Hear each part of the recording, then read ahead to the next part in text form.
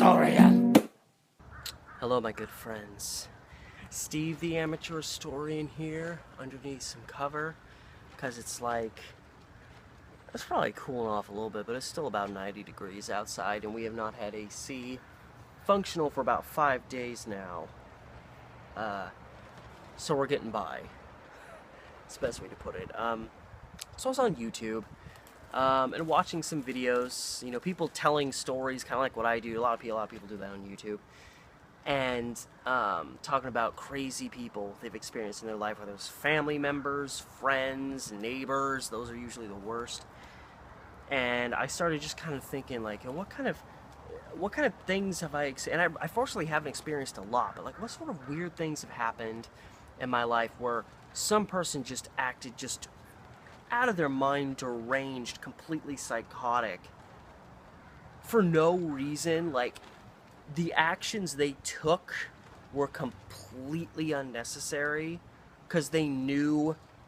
It's like, you know, well, I was just about to give an example, but the example matches the story I'm about to tell you perfectly, so probably shouldn't give you that example. Anyway, now there's lots of personal my family tragedy tied up in this sect of the family, so I don't want to go too much into the story, but in essence, in short, my uncle on my dad's side of the family, he was, I believe they were married. Yeah, they were. He was married to this fucking freak show of a human being.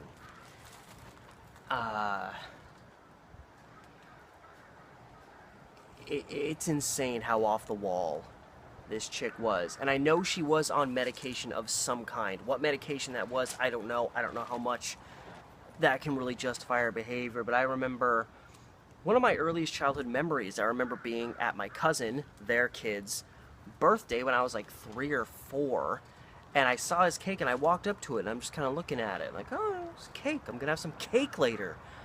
And his mom sees me, you know, from down the hall and just starts railing me, get away from there! She had one of those voices that when she yelled, it was just like, ah! Which makes it doubly frightening to a kid who's still a borderline infant. So yeah, their marriage was a real struggle, and their son was real bratty. I was really close to them because we were almost the same age, and he was a real bratty kid. And alas, he passed away due to a very tragic situation. I don't even want to give the details, but essentially he died when he was 5. Not due to an illness, it was something else. And they literally just given birth to their second son. I think my cousin, the one who was just born, I think he was only a couple of days old when his older brother passed away. So you've got this wife who's already off her damn rocker. I hope this wind isn't hitting the mic and you're not hearing me anymore, but you know, you've got a woman who's already completely off her rocker, and then her son dies all of a sudden.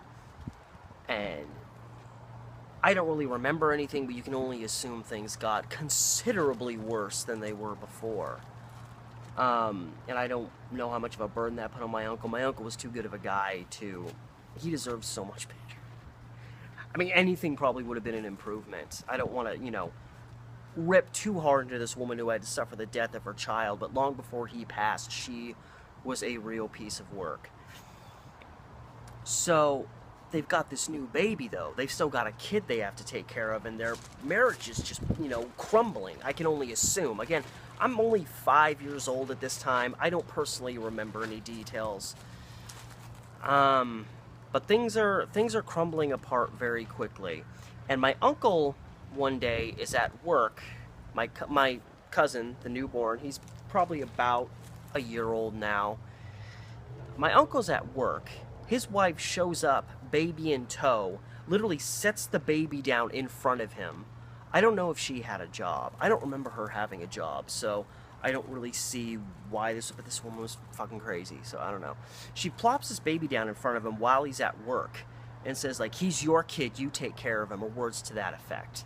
Or, you know, he's your son also, why don't you take care of him? Like, I'm sure she was doing such a better job at raising their son than he was.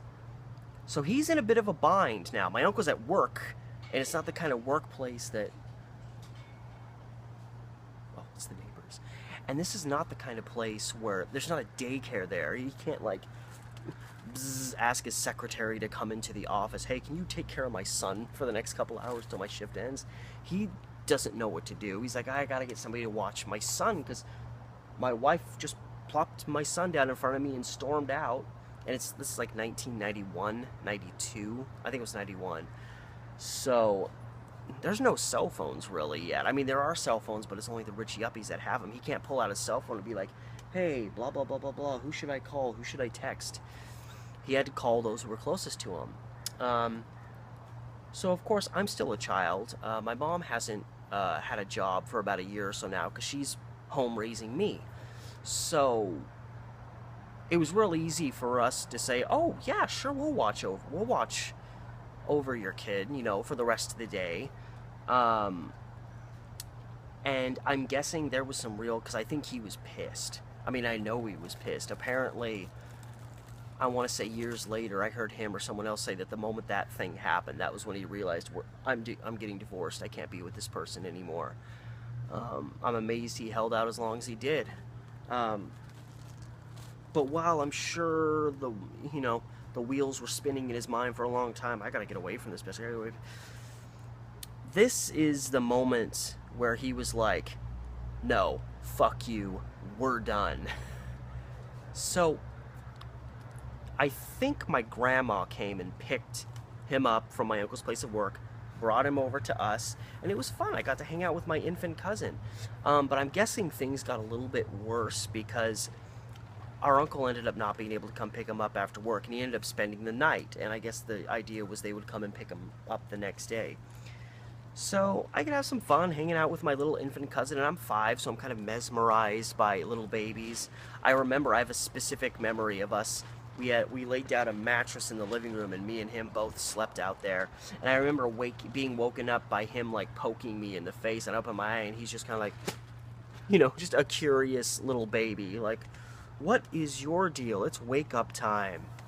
And I got to hang out with him and have some more fun. And then we get a knock at the door. And I don't remember any of this. It wouldn't surprise me if my parents were trying to shade me from this, even though obviously it was made abundantly clear to me years later. There's a knock at the door. I don't remember if both my parents were home, whether it was my dad or my mom who answered the phone, but I think it was my mom who answered the door. She opens the door, and there's the cops. The coppers have come. Because my uncle's wife, clearly, after my uncle had let her know, oh, well, I wasn't going to watch our son at work where I can't do it, so I had my brother and his family, you know, the family that you see all the time, because you abandoned your infant child at my place of work, they are watching the child. But she decided to call the police and report her son as missing and reporting that we had abducted him. And apparently we're the shittiest criminals in the world because we abducted my cousin and then just brought him home and hung out with him. He probably had a better time as an infant, though, that day and a half that he was with us than he ever had being at home with his family. So everybody in the family's got to get involved. Because my parents are like, what?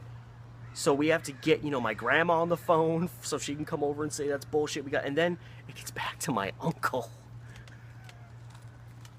And when he heard that his psychotic bitch wife had reported his son kidnapped by his own brother and his family, after she abandoned her infant son at his place of business where she knew he couldn't take care of her, that was where he realized, fuck this, I am so done.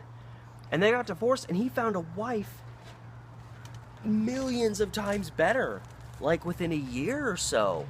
And they've been together for like 25 years. They've had 2 kids together. 2 kids that are adults now. So yeah, I didn't want to drag in the other details of the family because it's real rough, tragic stuff, but there was some weird stuff that happened like 1990, 91, 92 when I was kind of starting school, and there was just weirdness all around us. But the weirdest. That was probably the most psychotic, unreasonable, inane, out of this world thing that anyone ever did to my family. Was trying to claim that we abducted my cousin from a woman who abandoned. It was ridiculous. And then after the divorce, I think she moved to like the other end of the country, which good riddance. And that little baby cousin of mine, I didn't really see him again until he was about 10-ish. And now he lives in the area. We still actually see each other from time to time. I kind of wish we could see each other more, but it's interesting because, you know, he's a full-grown adult now. He's, you know, 25, 26, 27 years old now. He's not that much younger than me, even though I constantly think of him as this little kid because he was a baby when I was a child. And he's a real good guy.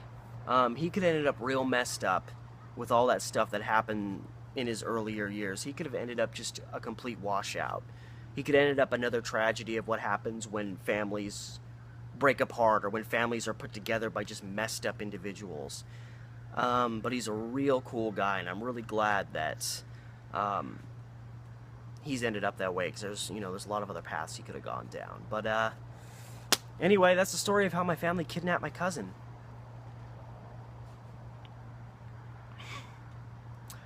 Anyway, this has been Steve the Amateur Historian with another story from my life, and I'll see you guys next time.